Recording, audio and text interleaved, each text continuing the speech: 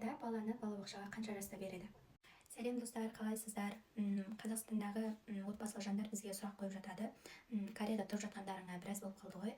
Балаңды қанша жаста садикке бердің және айына қанша төлейсіңдер деген туралы сол жайлы бүгін айтқым келіп тұр. Жалпы мен баламды 6 айдан бастап бердім. Мен ойлағанмын 1 жастан бастап алатын шығар деп, но адамдардан естуім бойынша 3-4 айдан бастап ала береді деп. Сосын мен 6 айдан бастап бардым.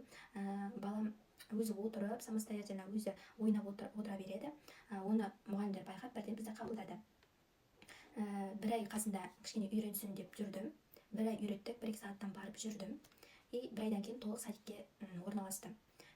Олар бізге сумка берді, арнайы садикке барып келетін, сосын программа орнатып берді, предложение, ішіне қандай тамақ жегенін және фото, видео жіберіп тұрады, дәрі қабылдауы барлығын соның ішіне енгізіп отыруымыз керек.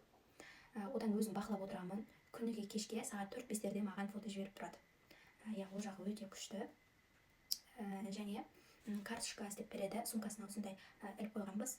Ол садикке кірді деген сигнал және шықты деген сигнал.